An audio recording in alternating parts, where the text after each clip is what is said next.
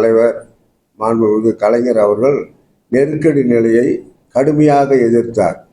இந்திய திருநாட்டில் பாரதிய ஜனதா கட்சி எழுத்துரிமை போய்விட்டது, பேச்சுரிமை போய்விட்டது, சர்வாதிகாரம் தலைவரித்து ஆடுகிறது என்று நெருக்கடி நிலையை கடுமையாக விமர்சித்தது மட்டுமல்லாமல் பல நூறு கணக்கான உயிர்களையும் தியாகம் செய்த கட்சி பாரதிய ஜனதா கட்சி. அதே போல திராவிட முன்னேற்ற கழகத்தில் பாராளுமன்ற உறுப்பினராக இருந்த ராஜாங்கம், மேயராக இருந்த சிட்டிபாபு போன்றவர்களும் இந்த நெருக்கடி நிலைக்கு ஆளாகி சித்திரவதைப்பட்டு உயிரிழந்ததெல்லாம் நெருக்கடி நிலையினால் ஏற்பட்ட ஒரு நிலைமை.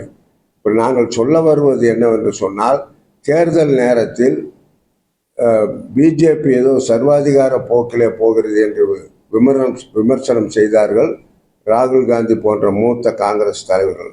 நாங்கள் கேட்பதெல்லாம் நெருக்கடி நிலையை எதிர்த்தது திராவிட முன்னேற்ற கழகமும் பாரதிய ஜனதா கட்சியும். ஆனால் நெருக்கடி நிலையை கொண்டு வந்த காங்கிரஸ் கட்சியோடு கூட்டணி சேர்த்தது திராவிட முன்னேற்ற கழகம். நாங்கள் கேட்பதெல்லாம் யார் சர்வாதிகார போக்கை இன்றைக்கு கடைபிடித்து ஆதரித்து வருகிறார்கள்? எதற்காக உங்களுடைய கொள்கையை விட்டு, கோட்பாட்டை விட்டு, ஜனநாயக மரபுகளை விட்டு, கான்ஸ்டிடியூஷன் ஆஃப் இந்தியா, இந்திய அரசியலமைப்புக்கு எதிராக ஆட்சி செய்த காங்கிரஸ் கட்சியோடு இன்றைக்கு திமுக கூட்டணி சேர்ந்து கொண்டு,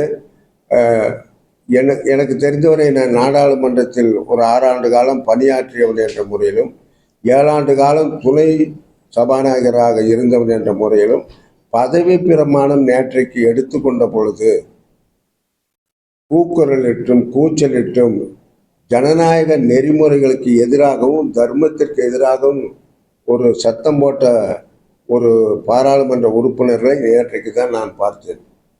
என்ன பிரச்சனையாக இருந்தாலும் சரி, அது நீட் பிரச்சனையாக இருந்தாலும் சரி, கள்ளக்குறிச்சி விஷச்சாராய பிரச்சனையாக இருந்தாலும் முதலில் மெம்பராக பதவியேற்க அனுமதிக்க வேண்டும். அதையெல்லாம் விட்டுவிட்டு நீட்டை பொறுத்தவரை உங்களிடம் நான் தெளிவாக சொல்லிக்கொள்வேன்.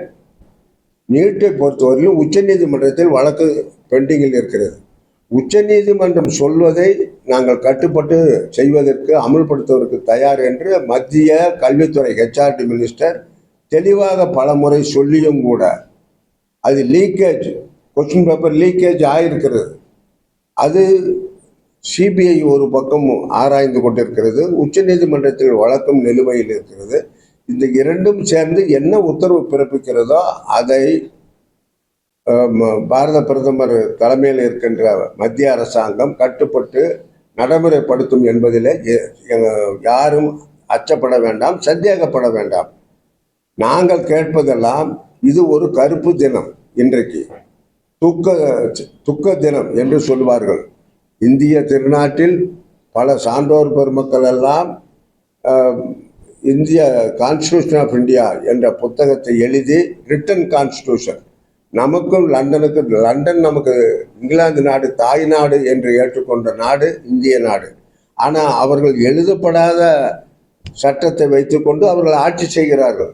எழுதிய சட்டத்தை வைத்துக்கொண்டு நாம் ஆட்சி செய்கின்றோம். அப்படி இருந்தும் நெருக்கடி நிலைமையை கொண்டு வந்தது இந்திரா காந்தி அம்மையார். அதன் காரணமாக தான் புட்டோ என்ற பாகிஸ்தான் பிரதமர் தட் உமன் என்று சொன்னார், அந்த பொம்பளை என்று சொன்னார். அது அந்த புக்கு விற்று நிறைய பணம் சம்பாதிச்சாங்க, அது வேற விஷயம். அடிப்படையில் ஜனநாயகத்திற்கு எதிராக செயல்பட்ட காங்கிரஸ் கட்சியோடு நாங்கள் தான் ஜனநாயகவாதி, சமூக நீதி என்று, திராவிட மாடல் அரசு என்று பேசி வருகின்ற முதலமைச்சர் அவர்களே, காங்கிரஸோடு உங்களால் எப்படி ஒத்து போக முடிகிறது என்பதை தான் நாட்டு மக்கள் புரிந்து கொண்டாக வேண்டும். அதை சொல்லதான் பாரதிய ஜனதா கட்சி இந்த உங்கள் பத்திரிகையாளர்கள் மூலமாக நாட்டு மக்களுக்கு விழிப்புணர்வு, அவேக்னஸ் ஏற்படுத்த வேண்டும் என்ற கடமையிலே இந்த கூட்டத்தை நாங்கள் கூட்டியிருக்கின்றோம். எமர்ஜென்சியை பொறுத்தவரை நீங்கள் யார் வேண்டுமானாலும் எந்த கேள்வி கேட்டாலும் நாங்கள் சொல்வதற்கு தயாராக இருக்கிறோம். கேரளாவுக்கு கல் போகிறது, மணல் போகிறது, மண் போகிறது, இதெல்லாம் தனியாருக்கு தாரை வார்க்கின்ற பொழுது பொதுமக்களாகிய நீங்கள், பத்திரிகையாளர் நீங்கள் தட்டி கேட்கின்ற உரிமை உங்களுக்கு இருக்கின்றது. அப்போ இடி அது தன் கடமையை செய்யும். இடி என்பது என்ஃபோர்ஸ்மெண்ட் விங், அது ஒரு தன்னாட்சி பெற்ற ஒரு சுதந்திரமான ஒரு நிறுவனம். அது மத்திய அரசாங்கம் சொல்லிதான் செய்கிறது என்ற எண்ணத்தை நீங்கள் தயவு செய்து பத்திரிகை மூலமாக தெரியப்படுத்தாதீர்கள். அது ஸ்டேட் ஆட்டானமி, அது அவங்க ஒரு தன்னாட்சியாக செயல்படக்கூடியவர்கள். இப்போ கள்ளக்குறிச்சியில் கூட சிபிஐ வேண்டும் என்று எங்களுடைய மாநில மதிப்பிற்குரிய தலைவர் அண்ணாமலை கேட்கிறார் என்று சொன்னால், யார் தவறு செய்திருந்தாலும், எங்கு குற்றம் நடந்திருந்தாலும், மெத்தனால் யார் சப்ளை செய்திருந்தாலும் அதை வெளியே கொண்டு வர வேண்டும், அவர்கள் தண்டிக்கப்பட வேண்டும். 60 உயிர்கள் போய்விட்டது.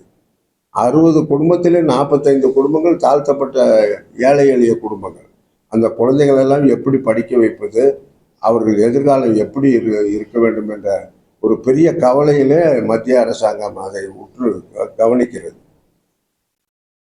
சிபிஐ விசாரிக்க சொல்றது அந்த வழக்குல இருக்கிறவங்க தப்பி கேட்கறதுக்கு தான் அண்ணாமலை முயற்சிக்கிறார் மாநில தலைவர் அப்படின்னு ஆர்.எஸ். பாரதி ஒரு வழக்கறிஞர் படித்தவர், வழக்கறிஞராக இருந்தவர். அவர் பொறுப்பற்ற முறையில் பேசுவதை நாமக்கல் பாரதிய ஜனதா கட்சியின் சார்பாக மிகவும் வன்மையாக நான் கண்டிக்க கடமைப்பட்டிருக்கிறேன். காரணம், 60 உயிர்கள் இறந்ததற்கு அண்ணாமலை தான் காரணம் என்று சொல்லியிருக்கிறார்.